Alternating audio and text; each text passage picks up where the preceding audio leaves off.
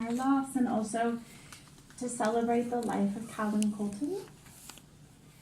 In addition to the outpouring of love and generosity and support from all of you, and also from others who couldn't be here today, what I've been most touched by over these days has been remembering and learning so much about the rich and diverse life that Callan had. There's been many moments where we're making coffee and suddenly it's like, oh, here, you can take this mug. Callan made it in our pottery class. And I'm like, oh, I had no idea that that was also something that he did. And all of these different parts of his life also have many different points of connection here in our community. So my partner Joey and I were like really fortunate to have Callan working with us on our farm for 2 full seasons. And over this past week, I've had so many memories of him like running between jobs and trying to like get plastic up over hoop houses in the dark on really windy nights, and the ways that he'd be so generous with like my 2-year-old really, really wanting to help him. So some of you have come today are part of Callan's Brazilian Jiu-Jitsu community, where he trained and taught and also competed. Some of you are part of his homeschooling community, and others from when he was at Wolfville School and Horton High School. Some of you are dear friends and colleagues and neighbors, and some of you are probably all 3 at the same time, of Callan's and his brother Keeler and his parents, Carol and Jody and John. Some of you may have adventured together and been familiar with all of his love of fly fishing and outdoor camping and adventures. Some of you are students of all of them. Some of you have long-time connections and have come a really long way to be here. So thank you, and I'm sure that there's many, many other connections in this room as well. All of us who've come together today hold a piece of Callan with us. And our hope is that this gathering would provide an opportunity to share that with others and also to learn more so that our grief can be held in a really wide net. Thank you. Thank you for coming. There's a few people who would also like to share a few words. So first I'd like to welcome John Foster, who is Callan's Brazilian Jiu-Jitsu teacher.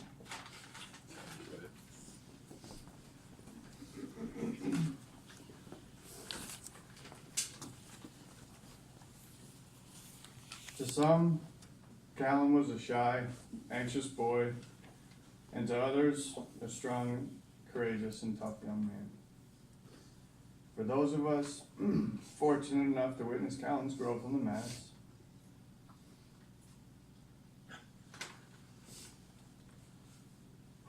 we saw him go from not being able to look you in the eye, talk or smile, to being one of the fiercest competitors we have ever had the pleasure of training with. An amazing, knowledgeable coach, and a great friend who would joke around, poke fun, and laugh with the rest of us. Callan was respected by all in a place where respect was earned through grit, hard work, and determination. Anyone here that has spent time in Abaya knows we are closer to a family than a team.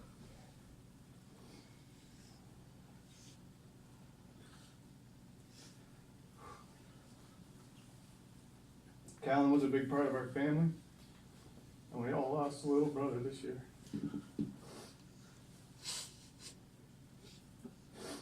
Because we love each other, this loss has been very hard.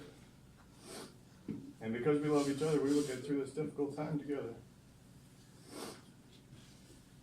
They say that a warrior's spirit will live on forever, and as we are left with the memories of Callan and the influence he left on all of us, we know that his spirit will live on, and that we are all better for knowing him.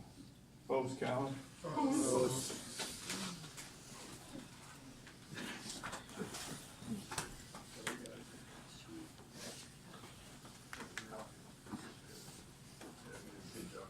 Yeah.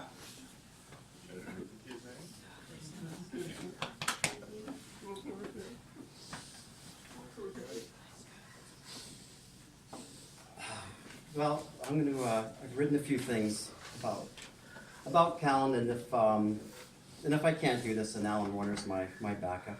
My backup buddy here.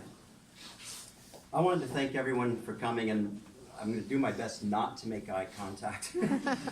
But the hardest part was just walking through these doors, and I remember when Carol and I were talking about the way we wanted to honor Callan's life. We talked about maybe having something nice at either her house or my home for 30 or 40 people, and of course, a few friends of us looked at each other, they said, I don't know if everyone will fit. And, but they asked for our blessing to do something, and because I guess what I've come to understand is,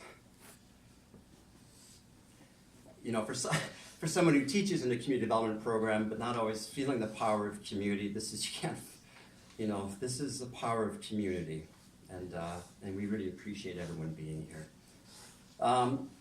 So the circuit, I'll read what I have, and a lot of people who are here because of Carol and myself and Jody and Callan's brother Keeler. You're here because you're at Horton and you're touched, somehow by this, and this is something that touches a lot of people, and because of that, and because of our lack of understanding sometimes where people are, it's just really important that we touch them back. Okay, and so the circumstances which brought us here together are tragic. We are at a loss and forever will be to truly understand what occurred.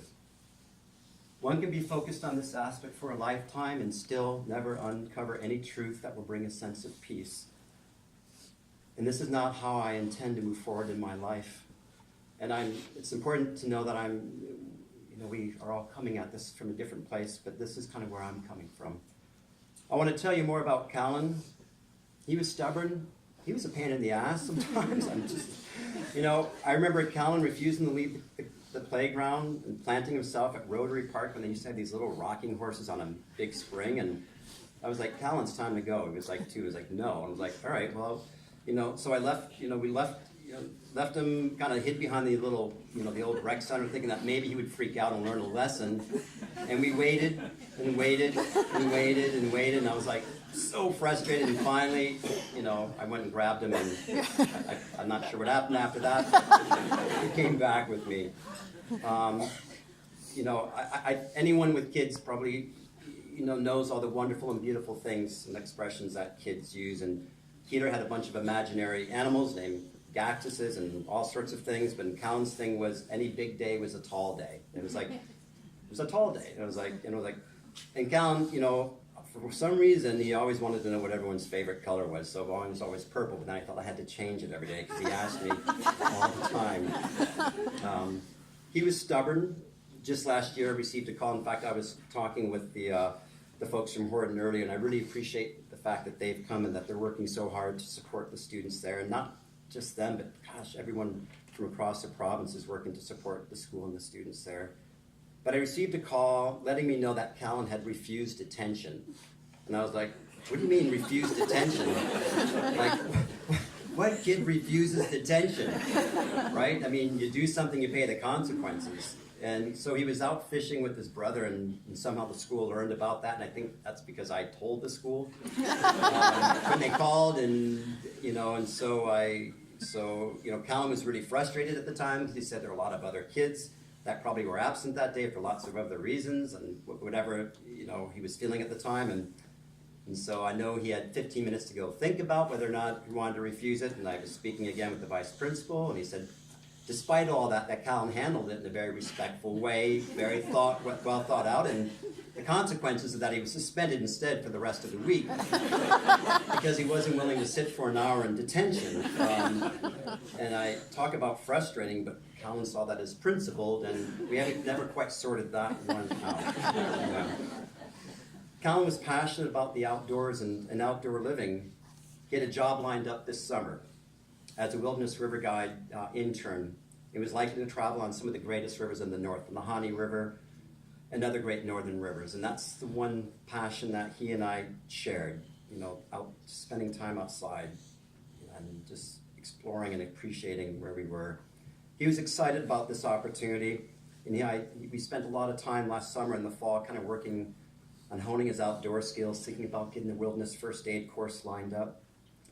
While he and I canoed and camped this year, he also struck out on his own, which I thought was unusual. I mean, I had this passion as a young kid, but I wasn't able to kind of bring myself in the woods alone at 9 years old or 10, you know.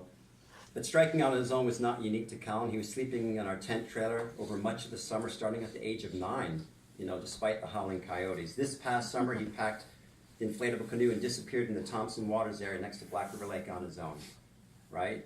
Just by himself and camping and just totally confident in his skills to be outside. Just over 2 weeks ago, I picked him up from winter camping along the Bishopsville Road. He was very into bush skills and watching videos, and we'd given him books, which I don't think he read. Videos are easier. But he was so proud to show me his bush camp, his pine bough bed, his fire with a tripod, with the cooking pot, his attempts at the lean-to. And then before we left, he said, "Dad, I got to take it all down and put it away."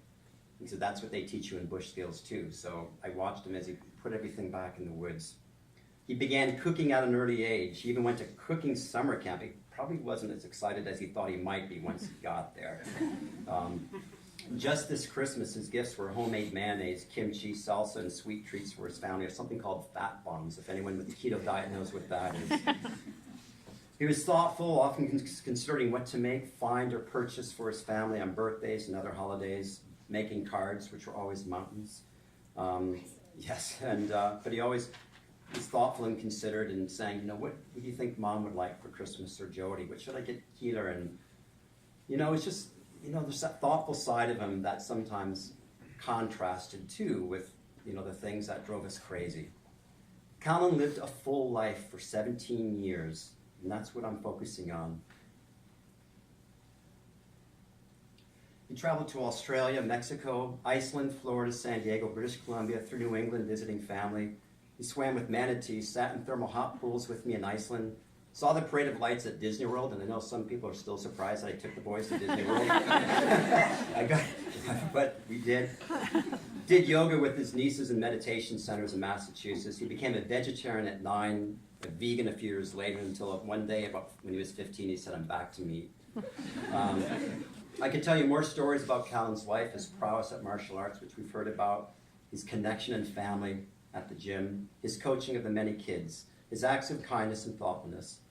I have immense gratitude in this moment for Callan and the life he lived, including every moment of challenge and despair we experienced too, because this is part of life after all. I am comforted in knowing that he was loved by us all. There would have been no doubt in his mind that he was loved by his family too. And I know that I will move through this tragedy by focusing on gratitude for those 17 years. One cannot focus on what might have happened in one's life as much as what has happened in a life lived and what's happening in this moment. And in this moment, I see a community of people that have been touched by this event. I see a community that have mobilized to support Carol, Keeler, Jody, and I, and also each other. I see a group of people who wanted to celebrate Callan's life and remind us of the strength of community and the perspective of gratitude. We are so grateful for these expressions of support, thoughtful and kind words, meals, dog walks, massages, morning hot tubs, kinship on a starry night in the field, listening and reflecting. I want to thank all of you for being here today, and to those friends that immediately embraced us and do so still, and to those friends that worked so hard to develop such a beautiful celebration of Callan's life. Thank you.